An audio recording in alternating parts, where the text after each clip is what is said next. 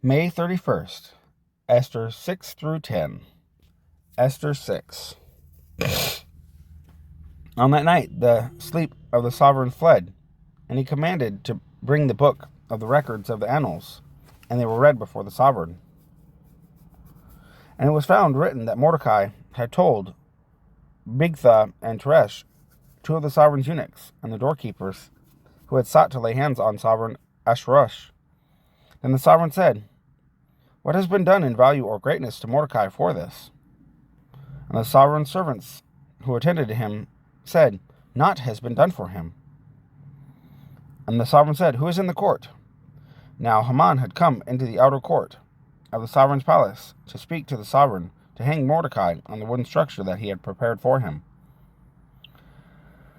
And the sovereign's servant said to him, "Look, Haman is standing in the court."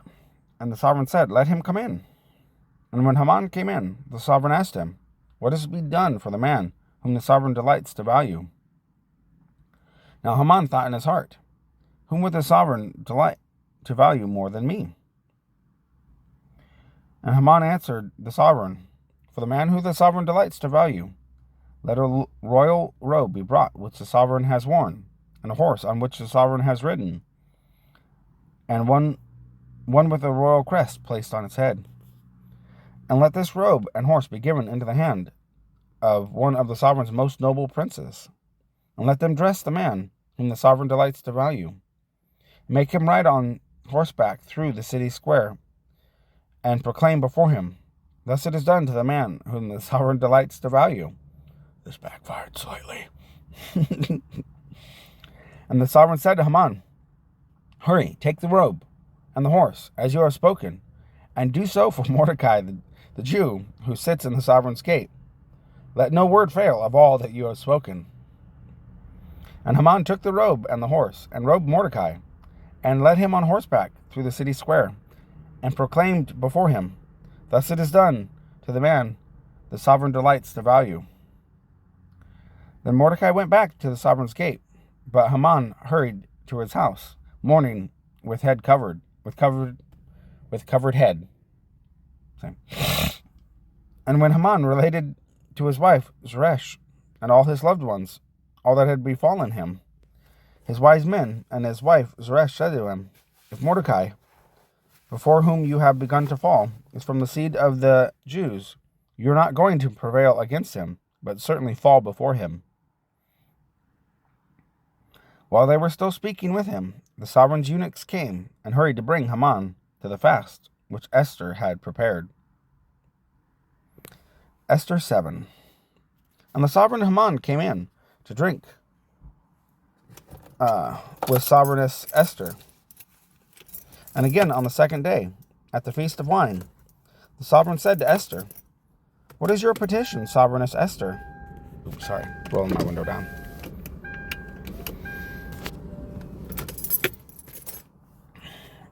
"And it is given to you. And what is your request?" "Up to half my reign, and it is done."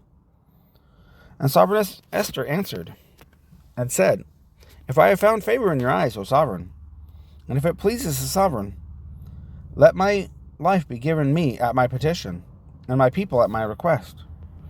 For we have been sold, my people and I, to be cut off, to be killed, and to be destroyed. And we have been sold as male and female slaves. I would have kept silent, although the adversary could not make up for the sovereign's loss." Then the sovereign Ahasuerus asked sovereigness Ester, "Who is he, and where is he? Whose heart is set to do so?" And Ester said, "The adversary, an enemy, is this evil Haman." Then Haman was afraid before the sovereign and the sovereigness. And the sovereign, arising in his wrath from the feast of wine, went into the palace garden. And Haman remained before the sovereigness Ester, pleading for his life, for he saw that evil had been decided against him by the sovereign. And when the sovereign returned from the palace garden to the place of the feast of wine, Haman was falling on the couch where Ester was. And the sovereign said, "Also to ravish the sovereigness while I am in the house?" As the word left the sovereign's mouth, they covered Haman's face.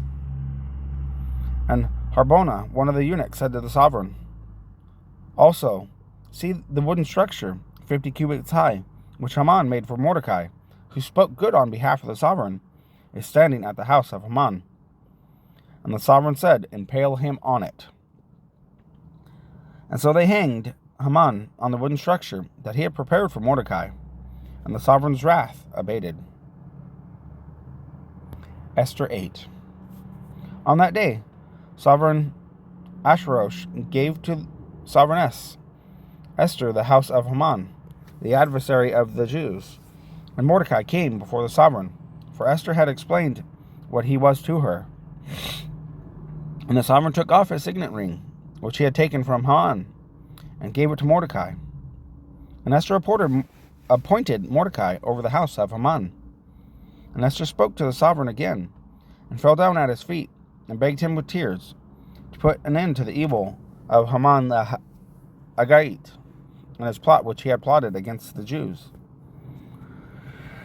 And the sovereign held out the golden scepter towards Ester. And Ester arose and stood before the sovereign, and said, "If it pleases the sovereign, and if I have found favor in his sight, and the matter is right before the sovereign, and I am pleasing in his eyes, let it be written to bring back the letters, the plot by Haman, son of Hammedatha the Agagite, which he wrote to destroy the Jews who are in all the sovereign's provinces. For how could I bear to see the evil coming to my people? Or how could I bear to see the destruction of my relatives?" And Sovereign Ahasuerus said to Sovereigness Ester and Mordecai the Jew, "Look, I have given Ester the house of Haman, and they have hanged him on the wooden structure, because he laid his hand on the Jews. Now, you write on behalf of the Jews as it pleases you, in the sovereign's name, and seal it with the sovereign's signet ring. For a letter which is written in the sovereign's name, and sealed with the sovereign's signet ring, no one turns back." So the sovereign scribes were called at that time, in the third new moon, which is in the new moon of Siwan, on the 23rd day. And it was written according to all that Mordecai commanded to the Jews, and to the viceroys, and the governors, and the princes of the provinces from India to Cush, 127 provinces, to every province in its own writing, to every people in their own language, and to the Jews in their own writing, and in their own language. And he wrote in the name of Sovereign Ahasuerus, and sealed it with the sovereign's signet ring, and sent letters by runners on horseback, riding on royal horses bred from speedy mares, that the sovereign had granted to the Jews who were in every city to be assembled and stand for their lives, to cut off, to kill, to destroy all the power of the people of the province that would distress them, little children and women, and to plunder their possessions. On one day, in all the provinces of Sovereign Ahasuerus, on the 13th day of the 12th new moon, which is in the new moon of Adar, the copy of the writing to be made law in every province was announced to all the peoples, so that the Jews would be ready on that day to be avenged on their enemies. The runners, riding on royal horses, went out, hastened and pressed on by the sovereign's command, and the decree was given out in the citadel of Shushan. And Mordecai went out from the presence of the sovereign wearing royal garments of blue and white, with a great crown of gold, and a garment of fine linen and purple. And the people of Shushan rejoiced and was glad. For the Jews there was light and gladness and joy and value. And in every province and in every city where the sovereign's command and decree came, the Jews had joy and gladness, a feast and a good day. And many of the people of the land were becoming Jews, for the fear of the Jews had fallen upon them. Ester 9. And in the 12th new moon, that is, the new moon of Adar, on the 13th day, when the sovereign's command and his decree came to be done, on the day that the enemies of the Jews had waited to overpower them, it turned around, so that the Jews overpowered those who hated them. And the Jews assembled in their cities throughout all the provinces of the sovereign Ahasuerus to lay hands on those who had sought their evil. And no one stood against them, because of the fear of them fell upon all the people. And all the officials of the provinces, and the viceroys, and the governors, and all those doing the sovereign's work, helped the Jews, because the fear of Mordecai fell upon them. For Mordecai was great in the palace of the sovereign, and his report spread into all the provinces. For this man Mordecai became greater and greater. And all the Jews struck all their enemies with the stroke of the sword, with killing and destruction, and did what they pleased to those who hated them. And in the city of Shushan, the Jews killed and destroyed 500 men. And Parshandatha, Dalphon, Ashpatha, Poratha, Adaliah, and Adratha,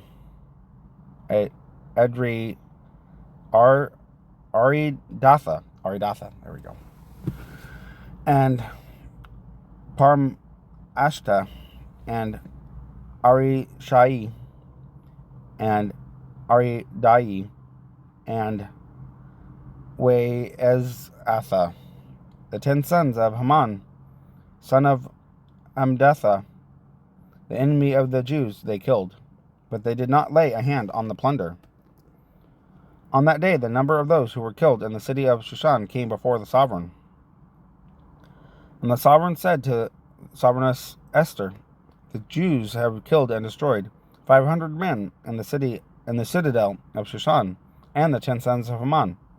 What have they done in the rest of the sovereign's provinces? And what is your petition? And it is given to you. And what is your further request? And it is done. And Esther said, if it pleases the sovereign, let it be given to the Jews who are in Susan to do again tomorrow according to today's decree, and let Haman's 10 sons be hanged on the wooden structure. And the sovereign commanded this to be done. And the decree was given in Shushan, and they hanged Haman's 10 sons.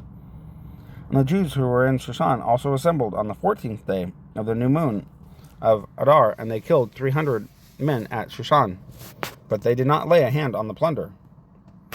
And the rest of the Jews in the sovereign's provinces assembled and stood for their lives, and to give rest from their enemies, and to kill 75,000 of their enemies, but they did not lay a hand on the plunder. That was on the 13th day of the new moon of Adar, and on the 14th they rested in it, and made it a day of feasting and gladness. But the Jews who were at Shushan assembled on the 13th day, as well as on the 14th day, and on the 15th day they rested in it, and made a day of feasting and gladness. For the Jews of the villages who dwelt in the unwalled towns were making the 14th day of the new moon of Adar a good day of gladness and feasting, and for sending portions to one another. And Mordecai wrote these matters, and sent letters to all the Jews who were in all the provinces of sovereign Ahasuerus, both near and far, to establish among them to perform the 14th and 15th days of the new moon of Adar yearly,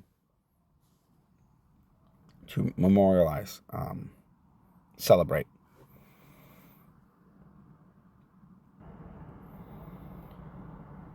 As the days on which the Jews had rest from their enemies, as the new moon, which was turned from sorrow to joy for them, and from mourning to a good day, that they should make them days of feasting and joy, of sending portions to one another and gifts to the poor. And the Jews overtook to do as they had begun, and as Mordecai had written to them, because Haman, son of Hammedatha, the Agagite, the adversary of all the Jews, had plotted against the Jews to destroy them, and had cast pur, that is, the lot, to crush them, and to destroy them.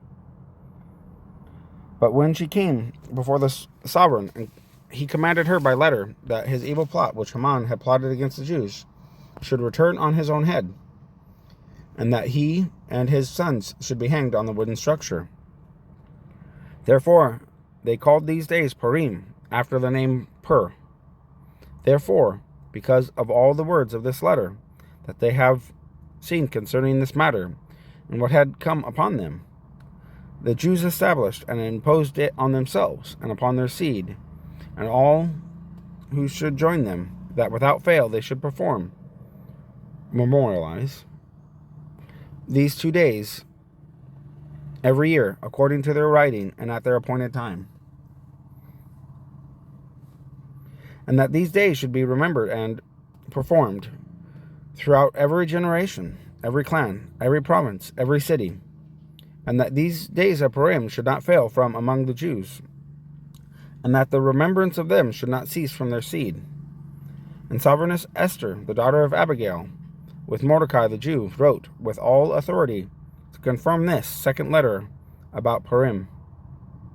And Mordecai sent letters to all the Jews, to the 127 provinces of the reign of Ahasuerus, words of peace and truth, to establish these days of Purim at their appointed times, as Mordecai the Jew and Sovereigness Esther had established for them, and as they had established for themselves and their seed concerning the matters of their fastings and lamentings. And the decree of Esther established these matters of Purim, and it was written in the book. Esther 10. And sovereign Ahasuerus laid compulsory labor on the land and islands of the sea, and all the acts of his power and his might, and the exact account of the greatness of Mordecai, with which the sovereign made him great, are they not written in the book of the annals of the sovereigns of Media and Persia? For Mordecai the Jew was second to sovereign Ahasuerus, and great among the Jews, and pleasing to his many brothers, seeking the good of his people and speaking peace to all his seed.